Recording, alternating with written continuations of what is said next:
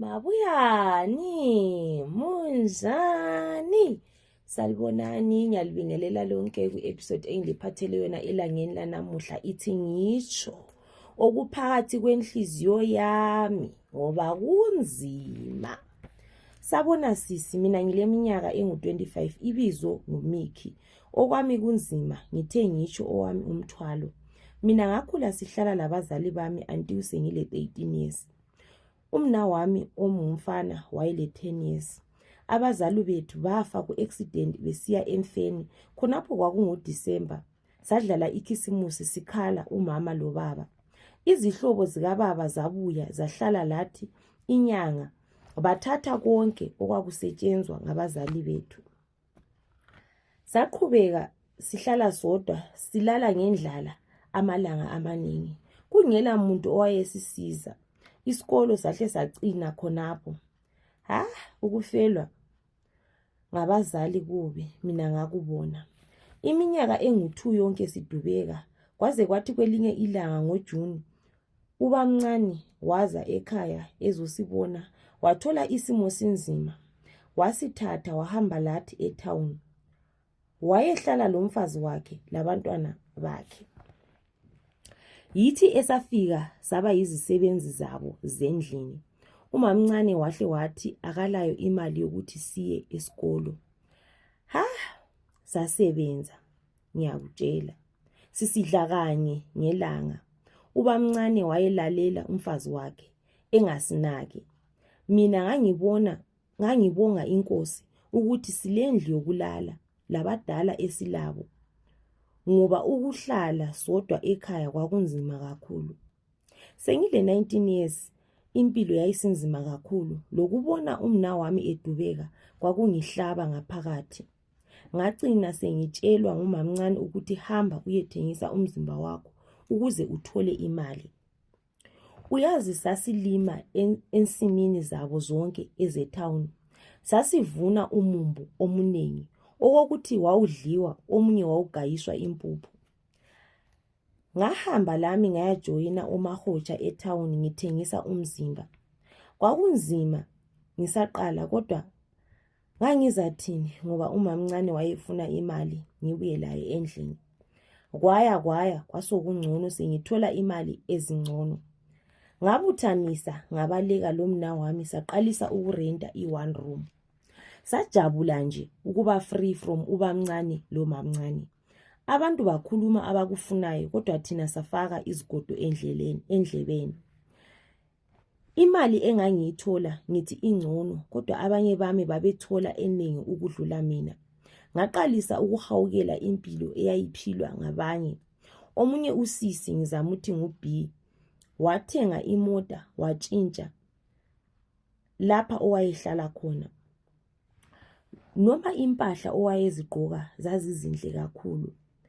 Wayengasami lathi, wayesedlula leBenz yakhe esibingelela ungathi wayesigwabisela. Ngaqunga izibindi ngambuza ukuthi kanti wagezwa ngaphi impilo yakho isitshintshile kangaka. Waqala efihla esithi wayekhuleka kodwa mina ngangikwazi ukuthi ngamanga. Ngayala ngimbuza waze wancibilika. Wathi kimi nxa ngilezibindi uzangisa komunye ugogo osizayo eMozambique. Wayenza inyanga phose 3 engibuza ukuthi ngilezibindi yini. Kwathi sokulapha sahamba eMozambique safika ebusuku salala. Ngalala ngiphupha amaphupho asabekayo. Lapha esasilele khona kwakusesabeka. Kunzima empilweni. Ekuseni ngabizwa ngangena phakathi. Wangibuza ukuthi ngifunani, ngathi ngifuna imali enjengekaB. Wathi alright.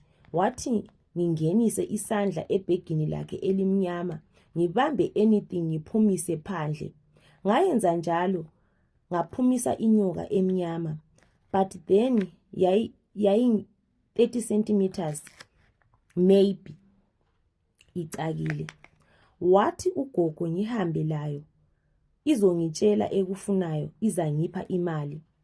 Wathi ngiyihlalise ebhokisini ngifake ingubo khona izohudumala. Ngafika ngayenza njalo, ngaqhubeka ngisiyathengisa umzimba ngoba ngase ngithola abalemali ababhadalayo okungcono. Inyoka yayikhula ngiswela ukuthi ikhuliswa yini. Ngangisithi ngingaphupha ngikhohlwe, kanti ngiphupha ngikhohlwa inyoka yayilala lami. Bonke engiyabe ngilala labo babesifa nxa bengaqinanga o babethathelwa izinhlanhla zabo kumbe behlanye. Inyoka yiyo eyayingitshela khonokho. Okwamanje isinkulu sihlala phezu kombheda erumini yayo. Irumi yakhona ngihlala ngiyikhiyile. Iyangifosa ukuthi ngiyelala lamadoda everyday. Ngayekela iyangiluma ngihlale ama-days ngisendlini ingangiphi imali. Ngingalala lamadoda ngiphenduka endlini iyalala lami ebusuku bonke. Okwamanje isibuya direct, nothi kuqala eyayikuyenza okokuthi ngangiphupha ngikhohlwa. Kunzima sisimatsho, imali yimpande yesono. Ngize ngifise ukuthi ngabe ngiyafa kuphele, ngoba imali yakhona ngeyani sokunje. Umnawami akakwazi ukuthi ngithwele, yena uyakholisa impilo enhle.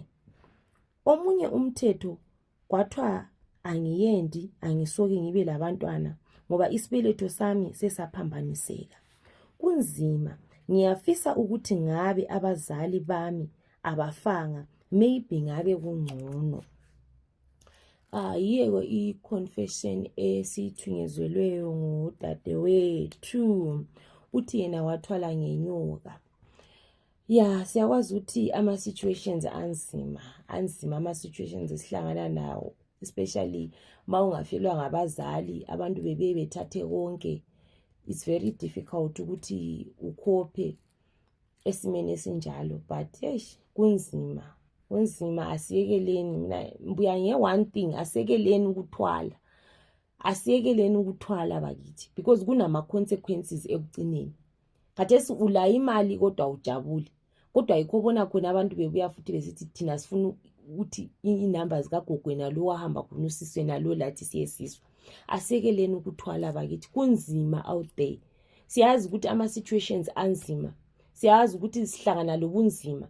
Istory lesi simbambile ngoba kunzima ukuthi lihlale lingabantwana lingela muntu omdala olinakekelayo. Kunzima ukufelwa ngabazali, kunzima. And kuyatholakala khona ukuthi abazali bengatshona, abazali bengafa, abantu sebethatha iproperty, abaselandaba lani, sebelichiya lidobeka. Kunzima khonokho, kodwa asifundenini bakithi ukuthi sizisebenzele. Asifundeni ukuzisebenzela, sichiyane lezinto zokuthanda imali ezi-instant. Siyekele ukuhawukela. Udadewethu uthi yena wayehawukela impilo kalotha nguB, wayehawukela impilo yakhe, wagcina esebuza. Baningi abantu esibabona belezinto zabo, baningi abantu esibabona belezimota zabo, begqoka kahle impahla zabo, but ungahawukeli. Just have faith ukuthi one day elakho ilanga lizofika, uNkulunkulu uzokuphakamisa ekususa khonapho okhona khona, ekulungiselela lawo okuhle okuhambelana lawe. Ngiyabonga ngokulalela i-confession embuyelalela ngenda namuhla. Please like, share and comment, and also subscribe to each channel. Ndabonga.